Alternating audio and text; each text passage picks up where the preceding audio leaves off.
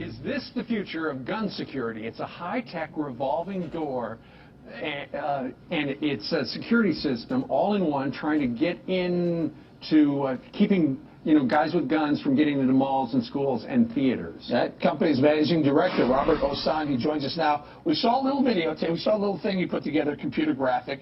Sir, tell us how it would work. Explain it to us how it's working while we play it next to you. Go ahead. Well, the thing to notice about it is you can see into the mechanism because we've taken the covers off for the animation. So these would be covered so that weapons could not be passed between two attackers. That's an important thing. Okay. And secondly, the portals in the video are all running at the same speed, and it would work differently in reality. These know exactly where each person is. Each portal unit is robotic. It would track the pace of the person as they walk through. If they go quickly, it would move quickly. If they walk slowly, it would move slowly.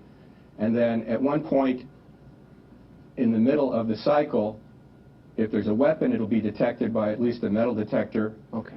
The portal would stop, give a message to reverse direction. The person would be backed out of the portal. Oh, that's cool. So as the person is enclosed, it's a scan, and so it would back the person out, or would it trap them inside between the two walls? With anything like this, you'll occasionally have a false alarm. You don't want to trap people in anything, so you would reverse them out. The main thing is keep the weapon out of the building. Sir, here, for practical purposes, a lot of... Okay, gotcha. Well, it's an interesting idea, and I know your next step is to build a prototype. Right now you're looking for partners to help you there at Barbican. Robert Osan, joining us today from Seattle. Thank you very much. Provocative idea. Okay. Robert Osan, joining us today from Seattle. Thank you very much. Provocative idea. So it's hello everyone, welcome back to GGN. This is part 4, the final part for today, for Tuesday, February 19th, 2013. I'm Darko. Sorry about the audio. I don't know why it keeps doing that looping at the end. But for whatever it's worth, I'm just glad I can upload and I can make these videos. So, international banking cartels advancing imperial agenda. So, this is how slaves are treated, right? And something like this. That's what you have for like cattle and stuff like that. And we're just talking about the economy in the last video, and we'll continue with that. It says, analysis says the international banking cartel headed by private central banks such as the European Central Bank and the Federal Reserve are advancing their imperial agenda and trying to shackle people into debt slavery. Well, they already have them. They're not trying. It says here, it's not about bringing people up to speed. It's about shackling them into debt slavery. It's not about helping them in any way. And the same international banking cartel, they have doomsday seed vaults. They control the media, which censors truth-telling organizations like Press TV, and they fill people's minds full of nonsense, and they point nuclear weapons at every nation on the earth in order to just leverage their will. That's basically how geopolitics in the world today operates. Of course, again, we're talking about the usury system, and this article kind of comes into play, and then we'll get back to the term slavery, or the theme slavery, debt slavery. Eutelsat's Zionist boss continues war on media freedom. So most of you know I've been covering this about their satellites being pulled, Iran that is. European satellite provider Eutelsat, owned by the Zionist Michael de Rosen, has ordered Nilesat to pull the plug on Iran's English language news channel, part of his war on freedom of speech. So we hereby request, again, you discontinue the broadcast of these IRIB channels with 48 hours of your receipt of this letter. Wow, within 48 hours. So we were talking about debt slavery, right? Mississippi finally okays 13th Amendment banning slavery. So 148 years after it cleared Congress, they officially ratified a 13th Amendment to the Constitution. A mere 148 years after the amendment outlawing slavery cleared Congress and was sent to the state legislature for approval. It says the oversight was cleared up after a doctor saw the movie Lincoln and did some research into when different states had ratified the slavery ban. But before we continue, I just thought I'd throw this in there because I've been wanting to get to this article. It'll tie in perfectly. This is when I wanted to get to it, February 6th of this year. Another big lie in Spielberg Lincoln movie. So this is from the Lou Rockwell blog, LRC blog. I've written of how the theme of Steven Spielberg's movie Lincoln, that Abe used to be his political genius to get the 13th Amendment through Congress, is one big lie. I quoted David Donald, the preeminent mainstream Lincoln scholar of our time, is writing in his biography of Lincoln that Abe barely lifted a finger in the effort, In fact, he literally refused to assist the abolitionists in Congress when they requested his help. Even worse, Lincoln did work mightily to get the first 13th Amendment passed in 1861, the Corwin Amendment, that would have prohibited the federal government from ever interfering with Southern slavery. Another gross historical inaccuracy in the Lincoln movie that brought to my attention is that the scene that said that Connecticut congressmen voted against the 13th Amendment. Congressman Joe Courtney of Connecticut saw the movie and smelled a rat, so he asked the Congressional Research Service to look into it. They informed him that all 4 members of Congress from Connecticut voted yes. So, in other words, the votes were already there. There was no need for Abe to use his political genius to persuade them, as argued by Doris Kearns Goodwin, Spielberg's historical advisor, in her book upon which the movie is based. On that note, there's a new update for it. This article or this situation. Surprise, Spielberg's Lincoln screenwriter is an angry, blabbering left-wing nut. Says Steven Spielberg's screenwriter Tony Kushner declares that Obama is Lincolnian and has made amazing progress in the fight against psychotic individualism, aka respect for individuals, and all this trickle-down nonsense, aka freedom, and has happily rejected the frightening Reagan era of ideology. So he says, well said, Comrade Kushner. So we're talking about this. Mississippi finally okays 13th Amendment banning slavery. So this is to kind of insinuate that we're actually free, right? That we're not debt slaves. Okay, this article right here from Spiegel, land grabbing, foreign investors buy up third world farmland. So they're buying or leasing vast amounts of farmland in third world countries to profit from surging demands for food crops as a result of rapid population growth and, of course, rapid speculation, right? Land grabbing amounts to a new form of colonialism that often runs counter to interests of locals. So, oh shit, right? The Dutch are asking the question, should older workers earn less, as French company asked them to accept pay cuts?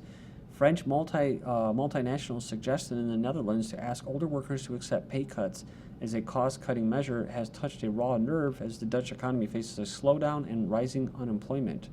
So, got the same type ideas being mauled over in the UK, like I said, where you have to, pensioners as they call them, people that are retired, they have to work for their pensions still. So it says here, 4 commit suicide in Spain over evictions as EU struggles with unemployment from the 14th of February. A 46-year-old man killed himself in Spain over the threat of being evicted from his house. It was the 4th case this week in Spain of a suicide committed over an eviction.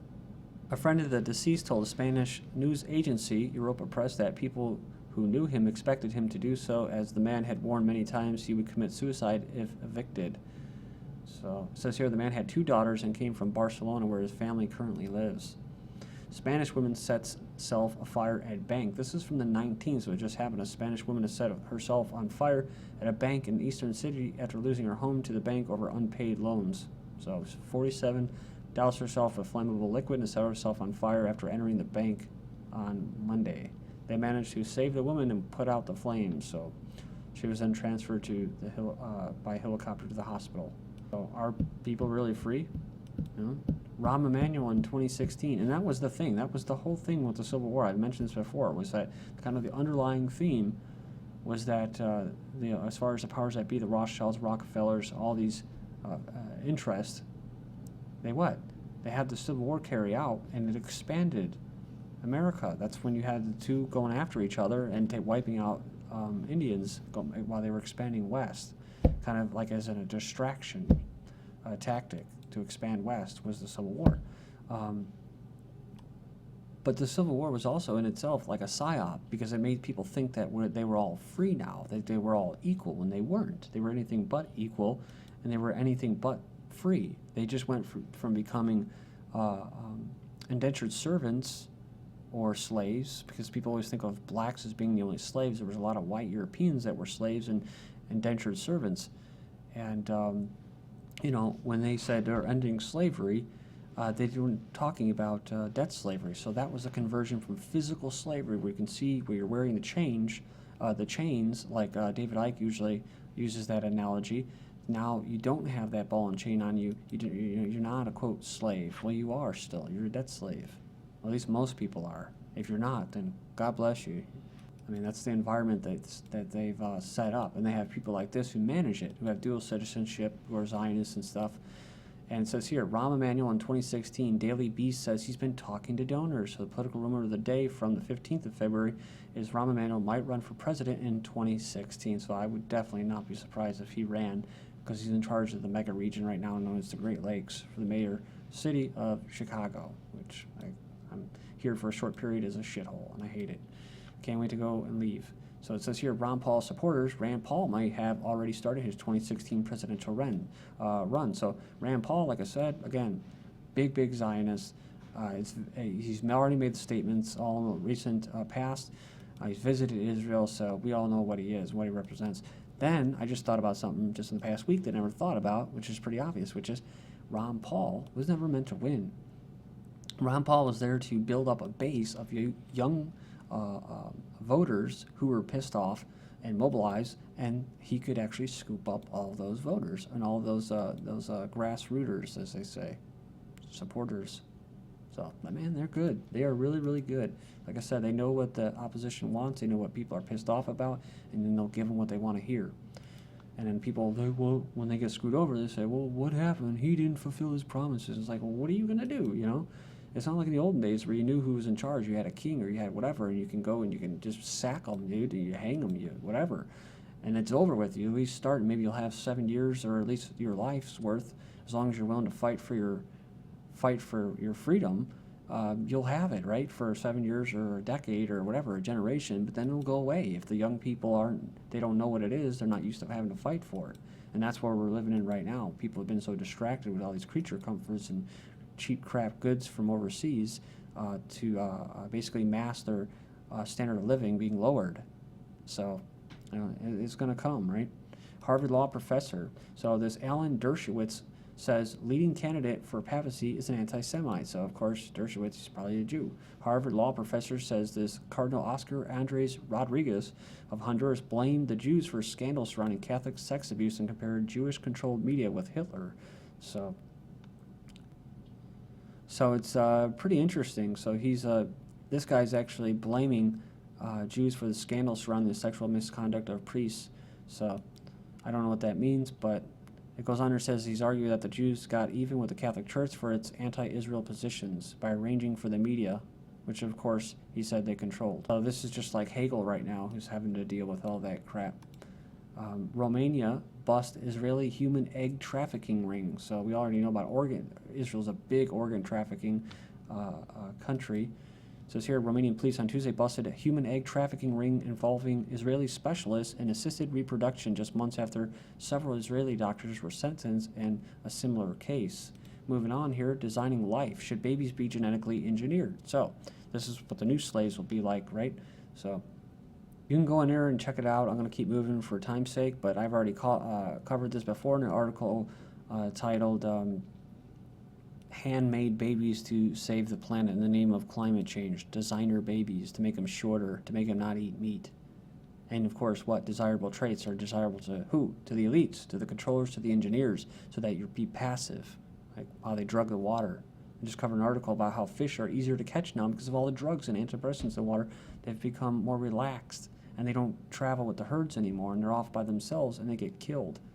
They get caught easier. But of course, the article didn't say anything about humans. Oh, what would they do to humans? No, it's just the fish. So just like chemtrails when they did research on it, it just had to do with lower aquatic life, not humans. Brighton Council to open gender-neutral public toilets as it phases out male and female lavatories. This is not a big deal. If there's an empty female washroom, I'll use it. My only deal is that they're pushing this androgynous agenda. They're feminizing men and they're emasculating women. That's why.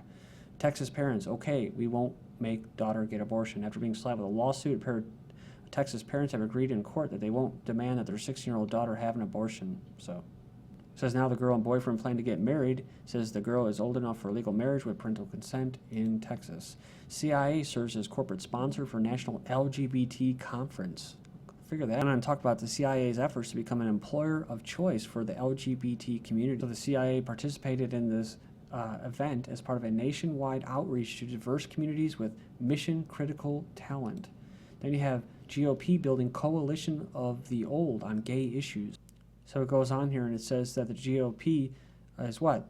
They said they need to compete in the modern world. Catholicism needs a turnaround artist, lacking modernization. Physics professor gets his students' attention by stripping. In order to get into this museum exhibit, you have to be nude. Thank you.